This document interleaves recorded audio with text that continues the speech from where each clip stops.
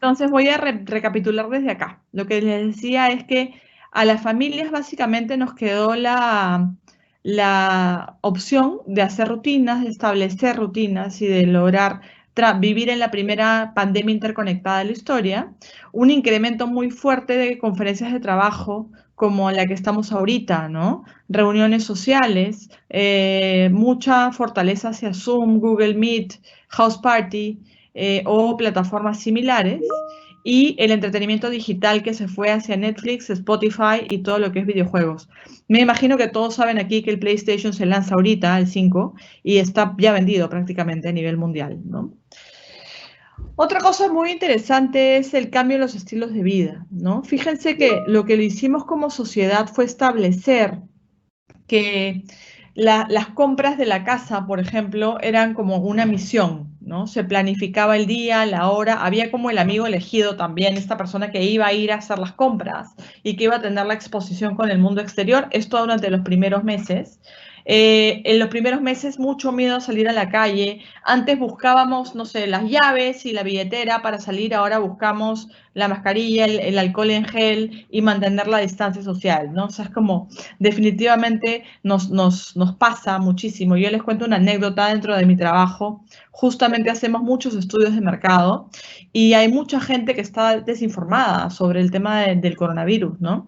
Nosotros hacemos nuestras reuniones por Zoom con muchísima gente y hay gente que se ha enfermado de coronavirus y nos ha llamado a decir, me enfermé porque en el Zoom alguien estornudó o alguien tosió, ¿no? Y lamentablemente esa desinformación corre de una manera paralela y lo vamos a ver en este mismo informe, ¿no? Otra cosa importante es que yo soy extremadamente optimista y trato siempre de mirar las cosas desde el lado bueno primero, aunque sea lo peor del mundo, porque claramente esta pandemia es terrible, ¿no? Pero sí tengo que reconocer que vamos a ver cosas duras en el informe también, como por ejemplo uno de los primeros detonantes en marzo fue la activación de TOCs, de episodios de ansiedad, de gente medicándose para poder dormir mejor, trastornos de sueño y horarios invertidos, ¿no? Todo eso pasó como en muchos niveles, en muchos momentos. Junto con eso, ha habido una evolución con una herramienta que nosotros usamos que se llama herramienta de medición de emociones, ¿ya? Aquí les cuento un poco cómo funciona. Esta es una herramienta que es como consecutiva. Lo que haces es, por ejemplo, en marzo mides las emociones más fuertes y las pones ahí. Y las vas midiendo en abril, en mayo, en junio, en julio y vas viendo cómo progresan esas emociones. Entonces, cuando empezamos el estudio en marzo, las primeras 3 emociones que salían era preocupación, muerte y temor. O sea, este miedo a me voy a morir o se va a morir alguien que conozco, alguien que quiero, alguien de mi familia, era muy fuerte en marzo, abril. Hacia mayo, junio, la gente cambia y ese temor a me voy a morir pasa a incertidumbre de me puedo morir, pero también me doy cuenta que soy fuerte, que me adapto a los cambios, ¿no? Entiendo en más o menos junio, julio, que esto es una enfermedad grave, que es un contagio fácil, ¿no? Y ahí es donde aparece un quiebre en la sociedad que yo creo que nos va a pasar una factura importante, que es la rabia por el comportamiento de la gente, ¿no? Teníamos un grupo grande de la población que decía, pucha, qué irresponsables los que salen, qué inconscientes, que no se dan cuenta que me van a contagiar y yo que me cuido tanto. Y por otro lado, teníamos otro lado muy grande de la población que decía, yo entiendo que estamos en un momento complicado, pero también entiendo que yo trabajo y gano mi plata cada día que pasa. Entonces, cada día que pasa y yo no salgo, mis hijos no comen, entonces igual me voy a morir, pero de hambre, ¿no? Entonces ahí empieza una ruptura en la sociedad y una polarización de visiones que se mantiene hasta hoy. Hasta hoy no somos capaces de entender las razones y los lados de cada uno de los grupos, ¿no? Luego pasamos a unas emociones más positivas, a entender que hay una nueva normalidad, una nueva forma de vida. Cuando yo hablo de nueva normalidad o nueva forma de vida, no me refiero a que nunca más nos vamos a ver, ¿no? Yo creo que esto es pasajero y que por supuesto volverán las fiestas y volveremos a salir y volveremos a no usar mascarilla y a estar juntos, pero hay cosas que ya no van a volver atrás, ¿no? Hay cosas que se han transformado tanto que el punto febrero 2020 ya no va a regresar. Por ejemplo, ahí vamos a hablar del e-commerce, ¿no? Entre otros cambios importantes en la tecnología. El mismo hecho de habernos adaptado todos a movernos vía digital es importantísimo y creo que eso no retrocede más, ¿no? Y en esta última parte del estudio que va hasta agosto, septiembre y octubre, lo que ha pasado es que la gente tiene ya más información y ha empezado en un proceso muy bonito de emociones positivas, ¿no? De fe, de reflexión, de mucho agradecimiento, de introspección, de acercamiento a la familia y de vivir hacia adentro. En los estudios previos que hacíamos muchísimos años, ¿no? Los últimos 20 años antes de la pandemia, más bien lo que se reflejaba era estrés, ¿no? Era esta situación en donde nunca tengo tiempo para mí, todo el día estoy corriendo, odio el tráfico, pierdo tiempo, no hago nada que sea útil para mí, siempre hago cosas por los demás, estoy todo el día ocupado. Y ahora eso un poco como que ha cambiado con estar en casa, ¿no? Entonces vamos a mirar cómo les cambió la vida.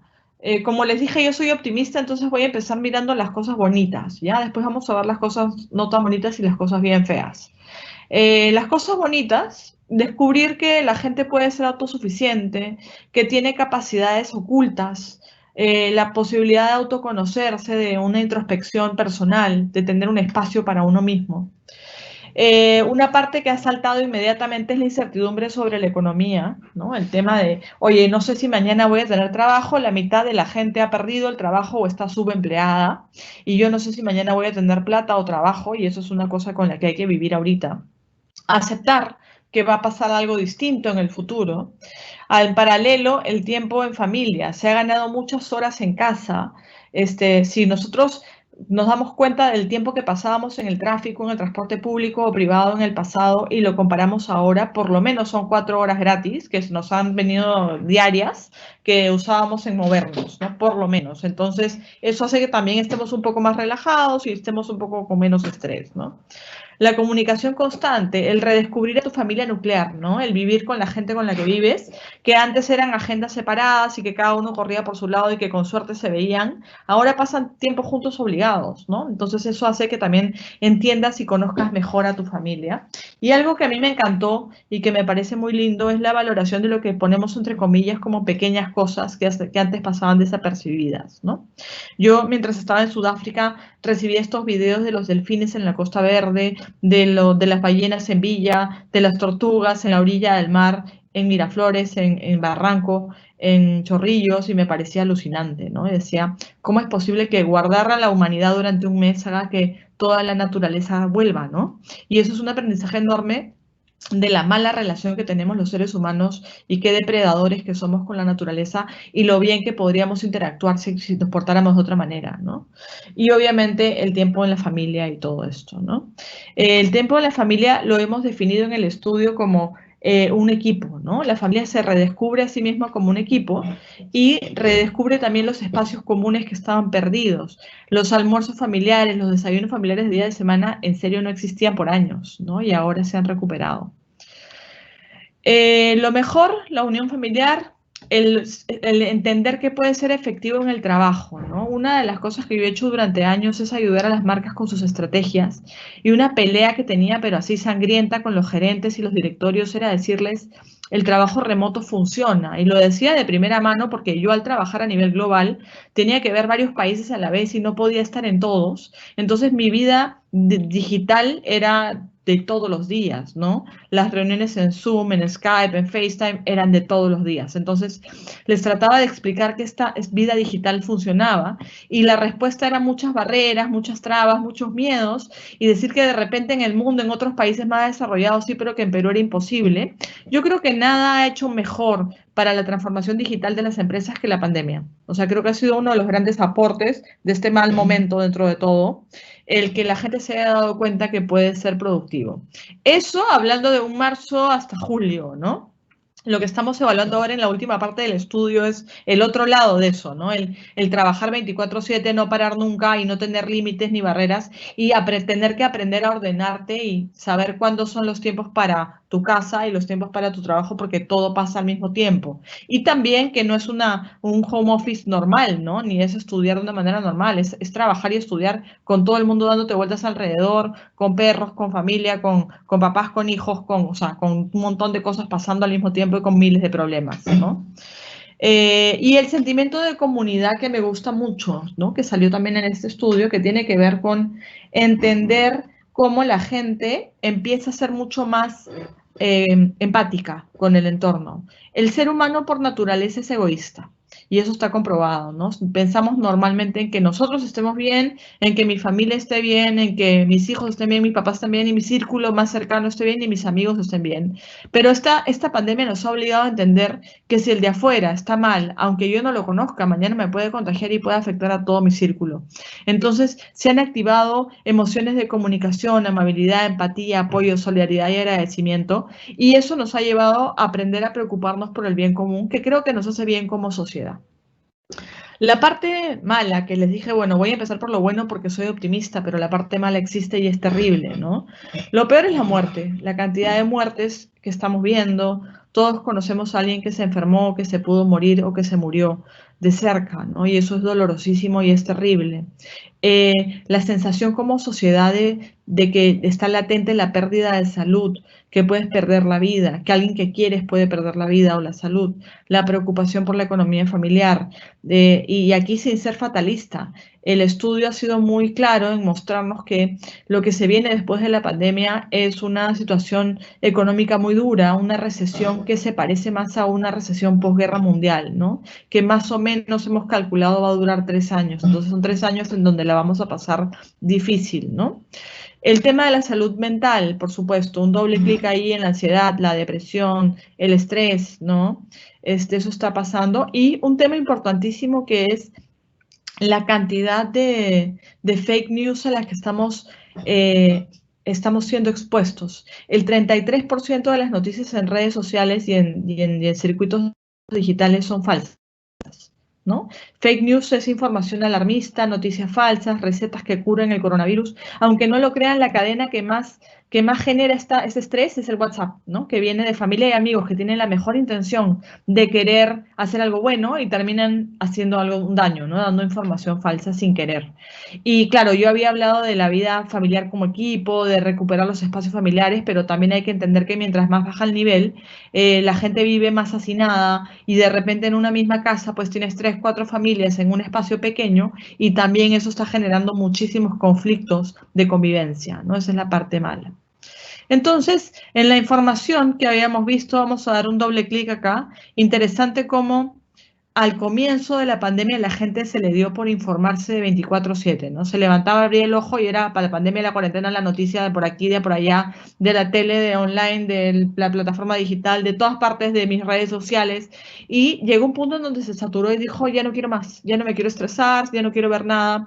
Empezó a surgir hacia julio el concepto de la gente tóxica, la información tóxica, bloquear páginas, bloquear grupos. Y ahora lo que ha pasado en este momento es que la gente ha aprendido que hay fuentes de información más valiosas que otras, hay gente más creíble que otras, hay medios de comunicación con más credibilidad y hay profesionales con mayor valor, ¿no? Entonces, definitivamente tenemos como la peor fuente de información el WhatsApp, que sin querer nos mandan información falsa. Y las redes que más han ganado son Twitter, que se considera ya más como un medio de información, y las redes sociales de noticias que se han fortalecido durante la pandemia en grupos noticiosos como El Comercio, El Peruano, La República, versión online, ¿no? Obviamente viene el tema de la incertidumbre económica, que es algo que también estábamos hablando, pero aquí les cuento que si bien tenemos por un lado la parte negativa, que es esta incertidumbre, el desempleo, el subempleo y la mano de obra más barata, también les voy a contar que los peruanos normalmente tendemos o hemos demostrado que en momentos de crisis nos ponemos creativos con los negocios, ¿no? Entonces, cuando nos rompen el status quo, cuando nos mueven el piso, nuestro cerebro funciona de una manera más creativa y se generan ideas de negocio emergentes, ¿no? Entonces eso, por ejemplo, es algo muy bueno que no solamente se ha demostrado ahora en la pandemia, sino durante el terrorismo, durante el primer gobierno de Alan García y cualquier otra crisis previa, ¿no? Entonces, el e-commerce se activa como el futuro de la economía, lo cual es muy bueno. La preferencia por los pagos digitales, el Perú es un país que se basa en la informalidad profesional y laboral y también en la no bancarización, ¿no? Solamente el 40% de las zonas urbanas está bancarizada. Entonces aquí tenemos un dato interesante de cómo la pandemia nos ayuda a bancarizarnos porque nos damos cuenta que la plata contagia, ¿no? Que pasar dinero en efectivo de mano en mano puede ser un factor de contagio, entonces la gente se vuelca a alternativas digitales, ¿no? La economía del hogar ha sido reajustada. Lo más interesante que les puedo contar en esta parte del estudio es que, pues, en el proceso de entender cómo voy a gastar la plata que tengo, que ahora es menos, porque mi familia está recibiendo menos plata porque perdí un trabajo, porque alguien perdió el trabajo, porque estoy ganando menos o me bajaron el sueldo, me voy a limitar a alimentación, medicinas y servicios básicos. ¿Qué es interesante acá? Que por primera vez medimos que dentro de servicios básicos, donde antes entraba pues agua, luz, teléfono, comida y medicinas y educación, hoy día también entra Wi-Fi, por ejemplo. Wi-Fi es uno de los servicios básicos que está en los primeros puestos. Banda ancha, internet, todo eso, ¿no? El otro tema de la salud mental que les comentaba, muy fuerte en el estudio, ¿no? El tema de haber aumentado los niveles de estrés, la falta de sueño, el miedo y la inseguridad, detonado por la pandemia, por no entender la pandemia, pero también por el hecho de no saber quién me puede contagiar y quién no, porque no hay síntomas, hay mucha gente sin síntomas, ¿no? Entonces la reacción es alejarse de todo lo que les pueda dar estrés, ¿no? Dentro de lo que es las nuevas formas de compra en marketing, todo lo que es delivery pues ha tenido un renacimiento importante y ha sido como el despertar de toda una nueva forma de comprar, ¿no? La mayoría de familias hoy día está combinando el delivery con la compra regular y algo muy interesante, al comienzo de la pandemia, las marcas grandes de retail, de alimentos, las redes, las cadenas, las tiendas más grandes, de plataformas más grandes, fueron las que ya tenían supuestamente un discurso dado de comercio online desarrollado.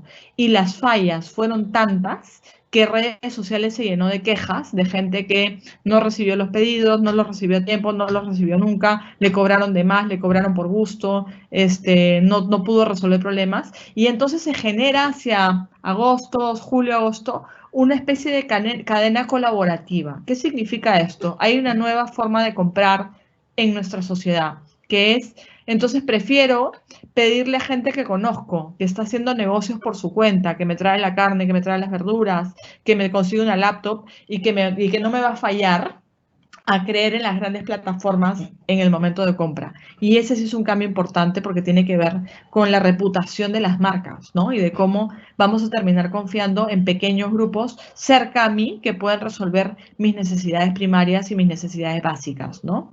Por ejemplo, muy fuerte el tema de pedidos por WhatsApp, muy fuerte el tema de webs y app más responsive que tiene que ver con alguna relación más orgánica y de mayor respuesta, ¿no? Entonces, esto es una de las cosas que no vuelve a febrero del 2020.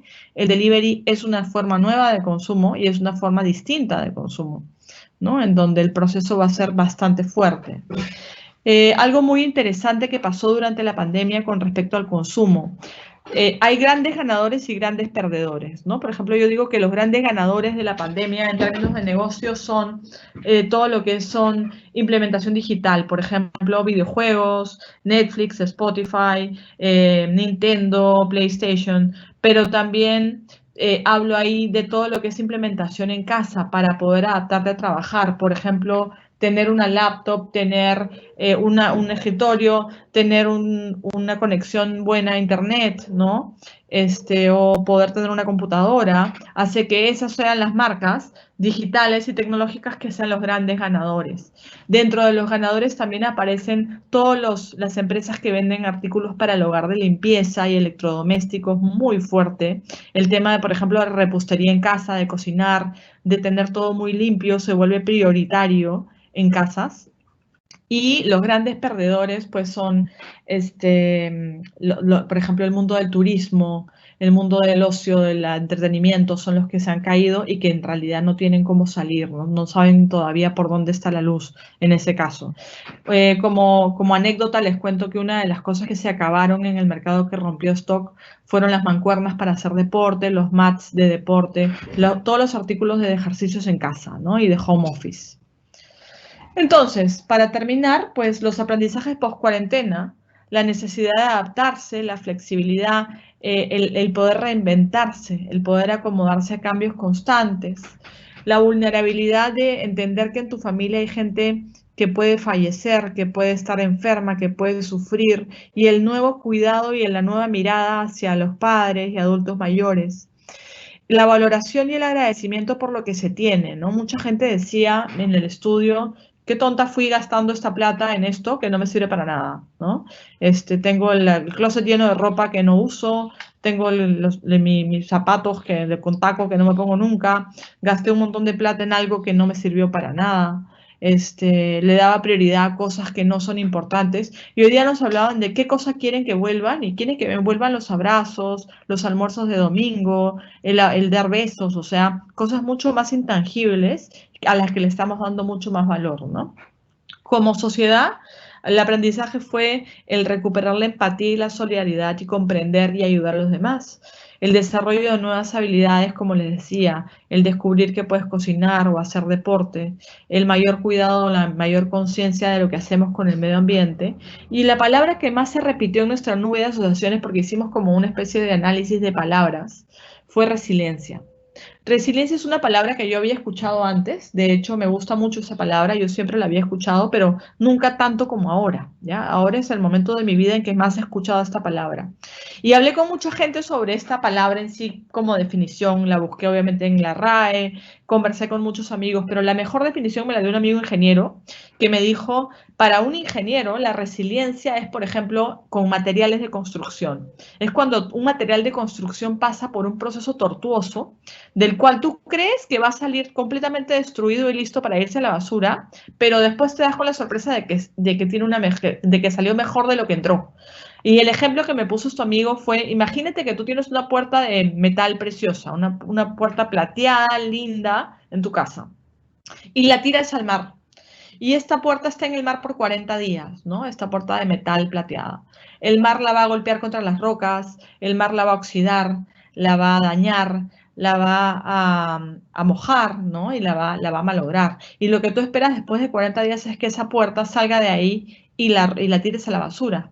Y me dice que ese tipo de procesos hoy día es usado a propósito, porque esas puertas son la última moda en edificios postmodernistas, ¿no? Salen como con un óxido especial y se trabajan con ese tipo de proceso y son muy conocidas y muy solicitadas hoy día. Entonces, la resiliencia en el término humano es cuando el ser humano es capaz de pasar por algo tan duro como una pandemia y salir fortalecido, ¿no? En vez de salir golpeado, ¿no?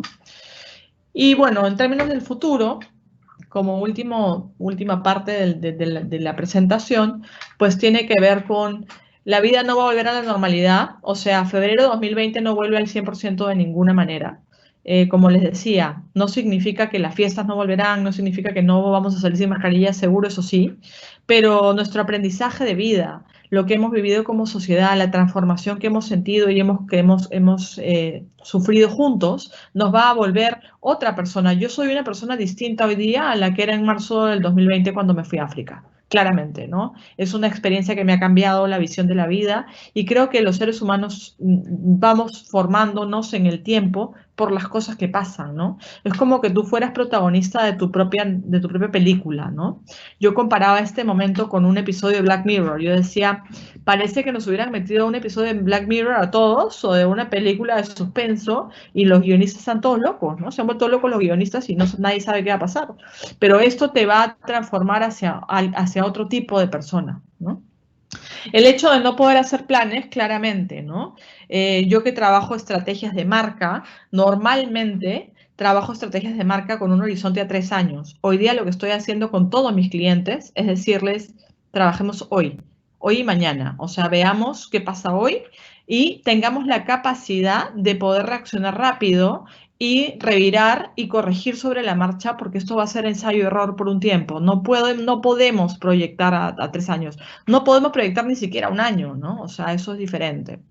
La vida social no se va a retomar por un tiempo, ¿no? Vamos a estar aislados por un tiempo todavía. Esta brecha entre la gente que se considere responsable o responsable que les contaba va a seguir sucediendo y va a seguir dividiendo a la sociedad en dos bloques que nos va a pasar una factura.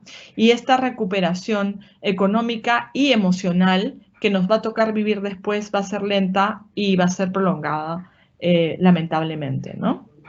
Y quiero terminar con un par de cuadros.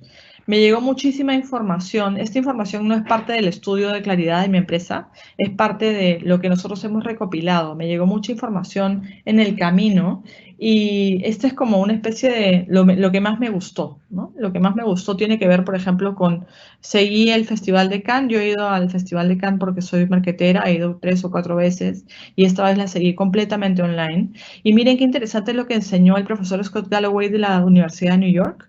Dijo, en Estados Unidos, para poder hacer que la gente se acostumbre al e-commerce los últimos 10 años, tomando una brecha del 2009 al 2019, se ha demorado 10 años en subir 15 puntos, 15% en la sociedad de Estados Unidos el uso del e-commerce.